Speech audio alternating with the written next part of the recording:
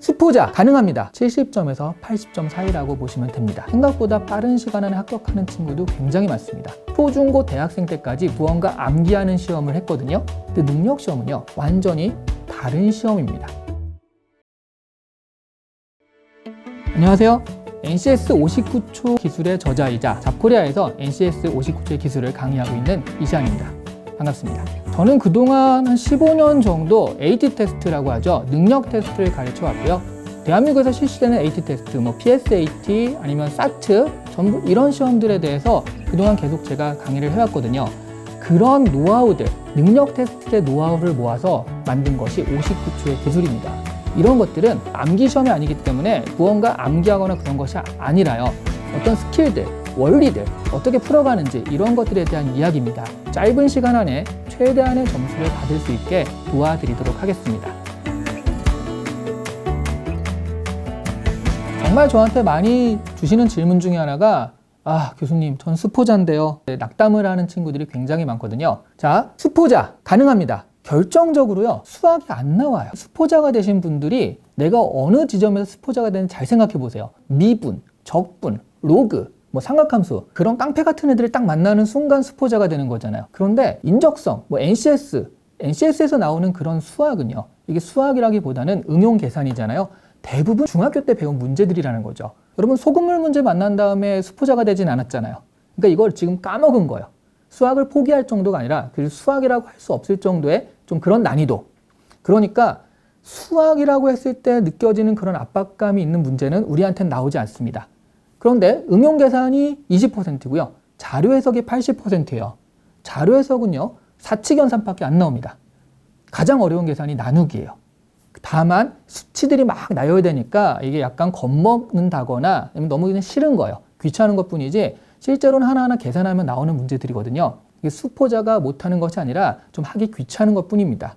그러니까 수포자니까 난 못해 라고 생각하실 필요는 없을 것 같고요. 그냥 여기 나온 거, 그러니까 소금물 문제는 소금물 문제대로, 자료 해석은 자료 해석대로 여러분이 이 자체를 공부하시면 충분히 수학과는 관계없이 점수가 올라갈 수 있는 시험이에요. 이게 사실 그때그때 다른 거잖아요. 공기업마다 경쟁률에 따라서 점수가 바뀔 수밖에 없어요. 근데 저는 이렇게 얘기하는 걸 굉장히 싫어합니다. 아주 정확하게. 그래서 알려드리면 70점에서 80점 사이라고 보시면 됩니다. 보통 공기업들은요, 점수를 알려줘요. 그러니까 당신의 점수는 몇 점입니다 라고 알려주는 경우가 많거든요. 근데 이제 커트가 안 나오는데 그런 것들을 여러 가지 커뮤니티에서 맞춰보는 거죠. 이 정도 점수 되면 합격하고 이거는 안 됐다라고 해서 대강 커트라인 나옵니다. 그런 점수가 대부분 70 몇 점이에요. 때로는 문제가 어려우면 60 몇 점도 나올 때가 있고요. 문제가 쉬우면 80 몇 점도 나올 때가 있지만 대부분의 공기업은 70 몇 점 사이에서 형성이 되어 있어요. 그러니까 70점에서 80점 사이다. 자, 그러면 우리의 목표는, 제가 제시하는 목표는요, 나오는 문제의 90%를 풀어요. 그리고 내가 푼 문제의 90%를 맞춰요. 그러면 81점이 나오겠죠. 그것을 목표로 하시면 웬만한 공기업들은 다 합격할 수 있습니다.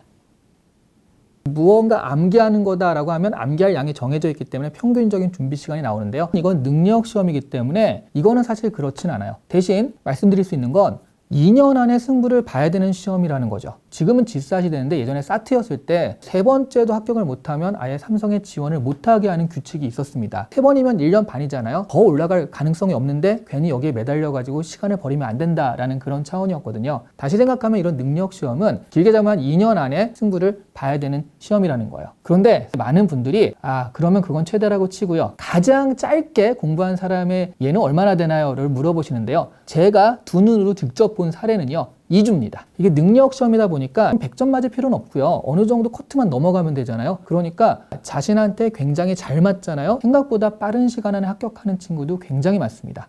여기서 중요한 건 공부의 방향성이죠. 공부의 방향, 그 다음에 시험의 방향을 정확하게 알면 거기에 맞춰서 준비를 하면 2주 안에도 충분히 점수가 올라가는 시험이다라고 말할 수 있을 거예요.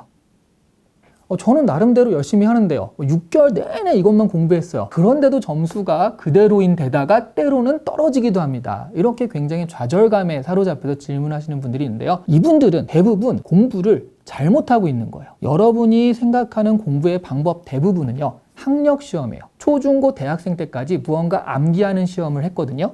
근데 능력 시험은요, 여러분이 얼마나 알고 있나를 체크하는 것이 아니라 어떻게 이 문제에 접근하나를 체크하기 때문에 완전히 다른 시험입니다. 우리 수능의 비문학이라고 보시면 돼요. 그럼 능력 시험은 어떻게 공부하느냐? 아주 간단해요.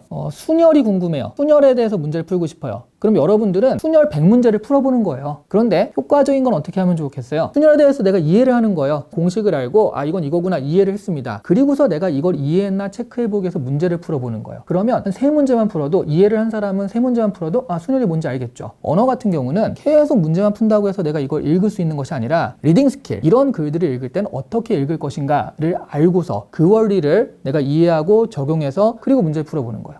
그 연습을 하기 위해서 문제를 푸는 겁니다. 이런 식의 공부 방법이어야 된다는 거죠. 여러분은 학력시험, 그러니까 문제를 계속 풀고 많이 암기하고 이렇게 하는데, 그러지 않고 푸는 방법을 알고서, 원리를 알고서 그것을 적용하는 방식으로 공부를 하셔야 됩니다.